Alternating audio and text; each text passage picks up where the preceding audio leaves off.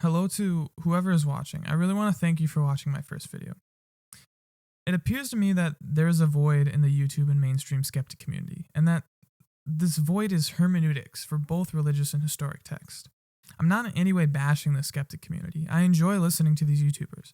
I simply mean that hermeneutics doesn't exist there, and it's important that it should. Extremely important, especially when either religion or history is ever brought up. I'm going to use an excerpt from Sam Harris and Jordan Peterson's second discussion to just demonstrate why mythology and history cannot be analyzed correctly without proper consideration of hermeneutics. By proper consideration, I mean this. We must assess the text accurately by deriving its meaning through the lens of the author's worldview. All texts must be put through this process. This at a glance might seem postmodern, but I can assure you by the end of this video, it is the only process that isn't postmodern. So halfway through Sam's second podcast with Jordan Peterson, to be exact, podcast number 67, Meaning and Chaos, Sam stops Jordan during his interpretation of the Cain and Abel story. I will summarize quickly why Sam doesn't agree that Jordan Peterson's interpretation is valuable. I'm mostly summarizing it because it's long-winded and it's about 5 or 6 minutes long. Sam mentions in an excerpt from his book, End of Faith, in which he intentionally interpreted a cookbook spiritually. He does this to make a point. He says how the ingredients like salt and pepper represent good and evil in a person's life, and how the ingredients can be construed to represent any aspect of a person's spiritual life. He uses this analogy to make this final statement. The fact that most people, most of the time, have found profound meaning in much of this work is not proof otherwise. I mean, again, if you found me a culture that was doing what I just did to a recipe in a cookbook, the fact that they had gone generation after generation enamored of that interpretation wouldn't prove anything. That's the problem I'm having here. Yeah, well, that's good. I mean, what you wrote is very funny too. And it's very much reminiscent of New Age thinking, I would say. What's the problem with New Age thinking then, in your view? I would say this assessment is wrong, and the cookbook analogy is a really bad one. I would go as far to say it's a straw man.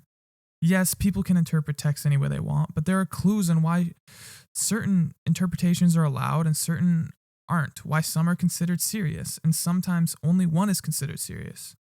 First of all, it is a cookbook. Because you pulled it off a Barnes & Noble shelf, you can do research on it. Who wrote it?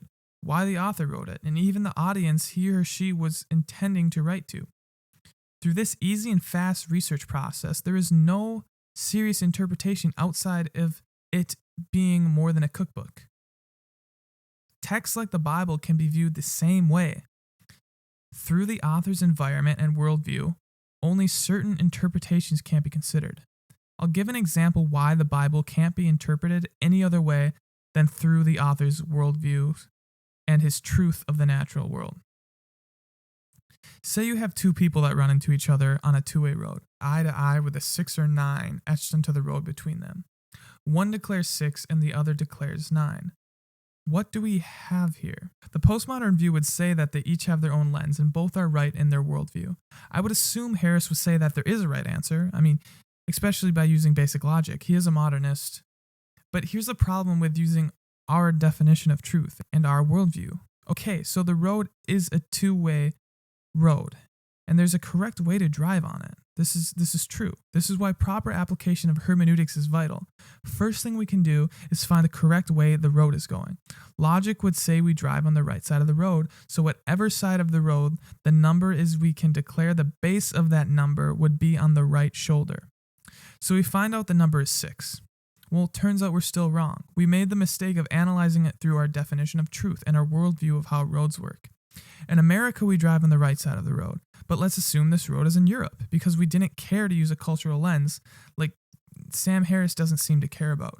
This means we can only reveal the true number through how the road constructor viewed which way roads go, which would be left because he's a European road constructor. Therefore, the number is 9, and it's only a 9. It can only be a 9 and nothing else but a 9. Finding truth only by the author's worldview, which would be the road constructor, is the best way to interpret text correctly, and it is the only way that isn't postmodern. This is why hermeneutics are vital and why I wish Peterson would have countered, but he never did. Thanks for watching, everyone. Now that I explained why this is so important, I will use this method in future videos to explain other ancient religious texts, stories, or poems that aren't interpreted well, and maybe other skeptics if I find issues with their interpretations of things. I'd really like to hear you and what you thought if you have issues with this or enjoyed it or anything in between. Please like and subscribe if you enjoyed it. Thanks so much for watching. I wish you all the best.